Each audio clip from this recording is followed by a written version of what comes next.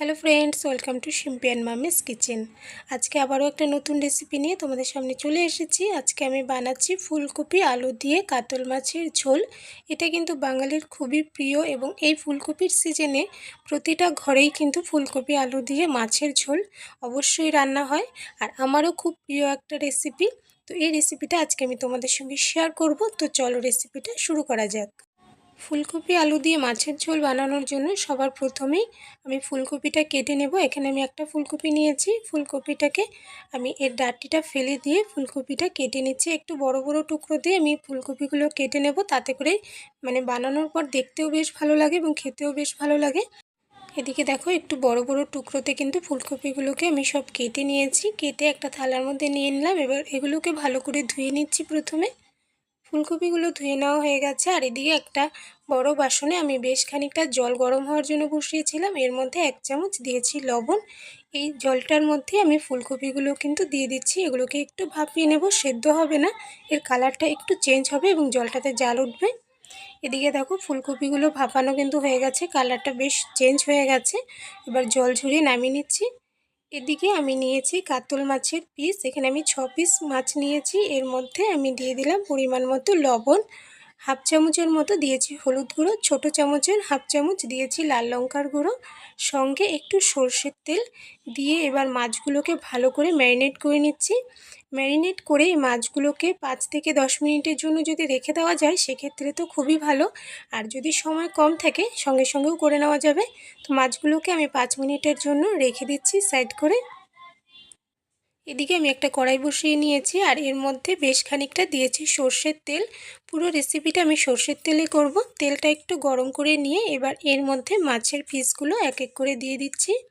সবগুলো মাছ আমি কিন্তু এখানে একসঙ্গে ভেজে নিয়েছিলাম, তবে তোমরা চাইলে 2-3টে করে ভেজে নিতে পারো। দেখো, পুরো তেলের মধ্যে আমি সবগুলো মাছ দিয়ে দিয়েছি। মাছগুলো এক সাইড থেকে লাল হয়ে গেছে আর আমি একটু কড়া করে ভেজেছি। তোমরা চাইলে একটু কম ভাজতে পারো, তবে আমার কাছে একটু কড়া করে ভাজলে ভালো লাগে, তাই একটু কড়া করে লাল লাল করে ভেজে নিয়েছি এক সাইড। এই সাইড থেকেও আমি লাল করে ভেজে নিয়েছি। সুন্দর মাছগুলো ভাজা হয়ে গেছে। এবার এই মাছগুলোকে উঠিয়ে নিচ্ছি। সবগুলো মাছ উঠিয়ে নিলাম। এই তেলের মধ্যে আগের থেকে আমি এরকম লম্বা লম্বা টুকরোতে আলু কেটে রেখেছিলাম, আলুগুলো দিয়ে দিলাম। দিয়ে এটাকেও ভেজে নিচ্ছি। এর মধ্যে কিন্তু লবণ হলুদ কিছুই দিচ্ছি না। দেখো, আলুগুলো বেশ সুন্দর ভাজা হয়ে গেছে লাল লাল করে। এগুলোকে উঠিয়ে নিচ্ছি। আর এই আলুগুলো ভাজার সময় তোমরা চাইলে সামান্য একটু লবণ অ্যাড করতে পারো। এবার এই তেলের মধ্যে আমি ফুলকপিগুলোকে ভেজে নিচ্ছি। আর এর মধ্যেও কিন্তু আমি লবণ হলুদ দেবো না, কেননা তেলের মধ্যে বেশ কিন্তু হলুদের কালার রয়েছে, এটা দিয়ে ভাজা হয়ে যাবে। আর ফুলকপিগুলো ভাপানোর সময় আমি কিন্তু লবণ দিয়েছিলাম, তাই এখানে আর লবণ দেবো না, নয়তো লবণটা কিন্তু একটু বেশি হয়ে যাবে, যেটা ভালো লাগবে না। যতক্ষণ ফুলকপি ভাজা হচ্ছে এদিকে আমি মশলা করে নেব। একটা মিক্সির বাটিতে আমি 8-10টার মতো কাঁচা লঙ্কা নিয়েছি। লঙ্কাটা তোমাদের টেস্ট অনুযায়ী কম বেশি করবে। সঙ্গে কয়েক টুকরো আদা দিয়েছি আর একটা মিডিয়াম সাইজের পেঁয়াজ কুচি করে নিয়েছিলাম, এটা এর মধ্যে দিয়ে দিলাম। দিয়ে এবার এই মশলাটা আমি পেস্ট করে নিচ্ছি। এদিকে ফুলকপিগুলোও কিন্তু সুন্দর লাল লাল করে ভেজে নেওয়া হয়ে গেছে। ফুলকপিগুলোকেও আমি উঠিয়ে নিচ্ছি।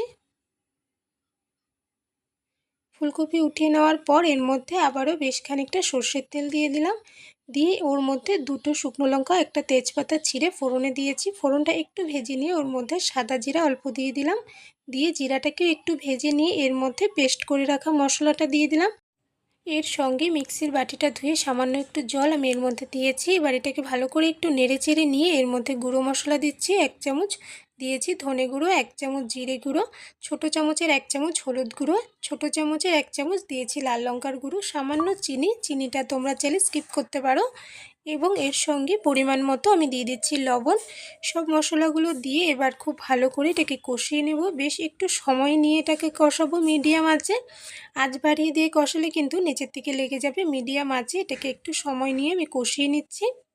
এদিকে দেখো, বেশ সুন্দর কিন্তু মশলা কষানো হয়ে গেছে, তেল ছাড়ছে। এর মধ্যে এই সময়ে আমি 2 চামচ দিয়েছি ফেটানো টক দই। টক দইটা দেওয়ার সময় আঁচটা কিন্তু অবশ্যই লো করে রাখবে। লো আঁচে রেখে টক দইটাকে খুব ভালো করে মিশিয়ে নিতে হবে মশলার সঙ্গে। টক দইয়ের সঙ্গে মশলাটাকে কিন্তু আমি আরও 3-4 মিনিটের মতন ভালো করে কষিয়ে নিয়েছি। দেখো সুন্দর তেল ছাড়তে শুরু হয়ে গেছে। এবার এর মধ্যে ভেজে রাখা আলু এবং ফুলকপি আমি একসঙ্গে দিয়ে দিলাম। দিয়ে এটাকেও ভালো করে নেড়েচেড়ে 1 থেকে 2 মিনিট মিডিয়াম আঁচেই কিন্তু আমি কষাবো, যাতে করে মশলার ফ্লেভার ফুলকপি এবং আলুর ভেতর বেশ সুন্দরভাবে যেতে পারে। এদিকে দেখো এটা আমার কষানো হয়ে গেছে, ফুলকপি আলুর সঙ্গে কষিয়ে নিয়েছি। এবার এর মধ্যে পরিমাণ মতো আমি দিয়ে দিলাম জল। আর এখানে আমি ঠান্ডা জল ইউজ করেছি, তোমরা চাইলে কিন্তু গরম জলও অ্যাড করতে পারবে। এদিকে 2 মিনিটের মতন হয়ে গেছে, দেখো ঝোলটা কিন্তু বেশ সুন্দর জাল উঠছে এবং আলুটাও সুন্দর বয়েল হয়ে গেছে। এবার এর মধ্যে আমি ভেজে রাখা মাছগুলো দিয়ে দিলাম। সবগুলো মাছ দিয়ে এটাকে উল্টিয়ে পাল্টিয়ে একটু নেড়েচেড়ে আবারও কিছুক্ষণ জাল করে নিচ্ছি। আর আমার এই ফুলকপি রেসিপি তোমাদের কাছে কেমন লাগলো অবশ্যই কমেন্টসে জানাবে। ভালো লাগলে লাইক করো, শেয়ার করো বন্ধুবান্ধবদের সঙ্গে। আর আমার চ্যানেলে নতুন হয়ে থাকলে চ্যানেলটাকে প্লিজ সাবস্ক্রাইব করে নিও। সাবস্ক্রাইব করে পাশে থাকা বেল আইকনে অল বাটনসে প্রেস করে দেবে, তাহলে আমার চ্যানেলে আপলোড করা যে কোনো নতুন ভিডিওর নোটিফিকেশন তোমরা কিন্তু সবার প্রথমে পেয়ে যাবে। ফুলকপি দিয়ে মাছের ঝোল রেডি হয়ে গেছে। উপর থেকে বেশ খানিকটা ধনেপাতা কুচি ছড়িয়ে দিয়েছি। ধনেপাতা ছাড়া কিন্তু রেসিপিটা একদমই অসম্পূর্ণ। তো এবার এটাকে নামিয়ে নেব। মাছের ঝোল আমি নামিয়ে একটা বাটিতে উঠিয়ে নিয়েছি। দেখো দেখতে কিন্তু বেশ সুন্দর হয়েছে এবং খেতেও কিন্তু বেশ মজার। আর আমার এই ফুলকপি আলু দিয়ে মাছের ঝোলের রেসিপি তোমাদের কাছে কেমন লাগলো অবশ্যই আমাকে জানিও। আর এরকমই আরও একটা নতুন রেসিপি ভিডিও নিয়ে তোমাদের সঙ্গে আবারও দেখা হবে। তাহলে আজকের জন্য বাই বাই।